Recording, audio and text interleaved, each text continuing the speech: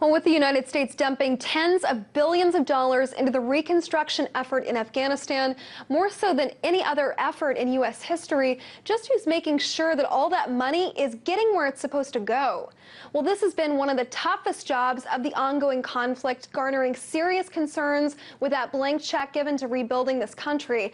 And as Americans transition out control of security operations to Afghans, this job may become even harder. Now, Special Inspector General for Afghanistan reconstruction efforts, John Soko, discussed this transition facing Afghanistan as the Americans leave, and some of the worrying trends that he's seeing in the way that the U.S. taxpayer dollars are used in the country. Now, Megan Lopez was on hand, and she joins me now here in the studio to break it down for me. Hi there, Megan. Hi. So we've heard reports that the money the U.S. is giving to Afghanistan because of the fraud and the corruption may be going to the wrong hands. What do you say to that? Well, what the Special Inspector General says to that is that there is a lot of truth to what is being said there.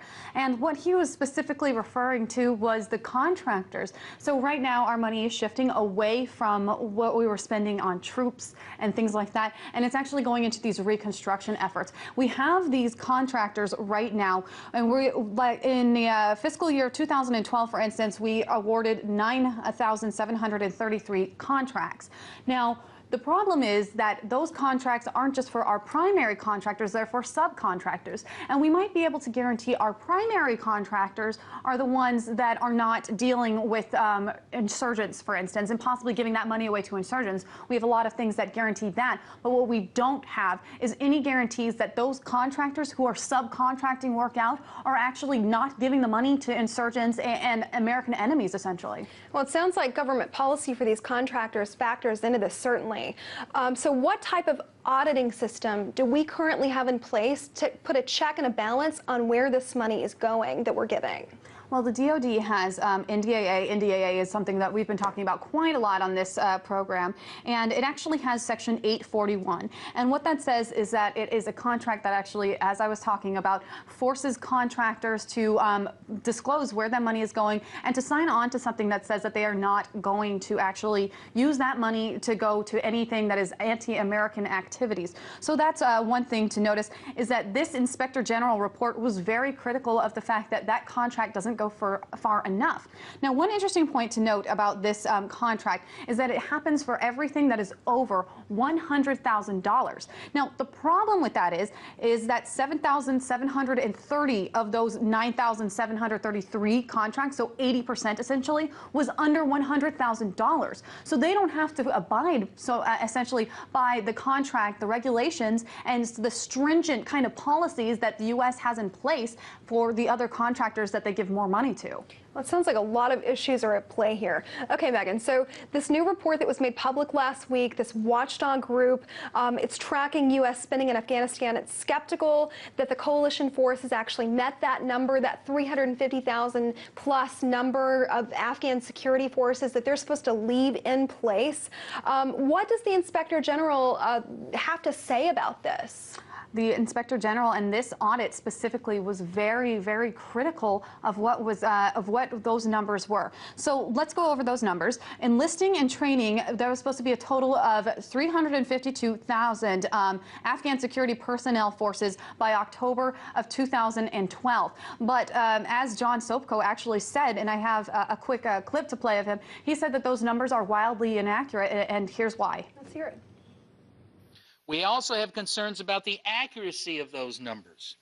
The Defense Department told us that there is no way for them to validate the ANSF's personnel numbers. These are often derived from reports prepared by hand by Afghan troops. It is hard to know if the Afghan army and police are ready if we don't know how many there are. So as you just heard him say, the problem is that we cannot collect the data in order to be able to be sure, because there is no uniform method in order to collect that, just to be able to determine. And also, I'll add on top of that, the kind of qualifications for what they are considering to be trained is falling. So they're saying that anyone that is recruited is trained. So those numbers are very, very unbalanced at the moment. Megan, a lot of information. We're running out of time here, but I want to take you back to those reconstruction efforts specifically. How has the United States, how is that money going towards the reconstruction effort? If you could break that down for me. Okay, well, the biggest problem, the Inspector General says, to the American mission in Afghanistan right now is the fact that Afghanistan is not making enough revenue.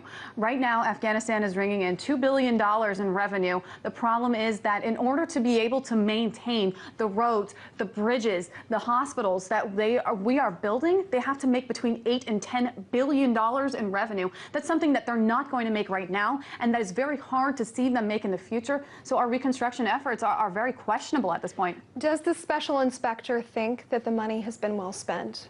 At this point, his questioning is really over the sustainability of this project.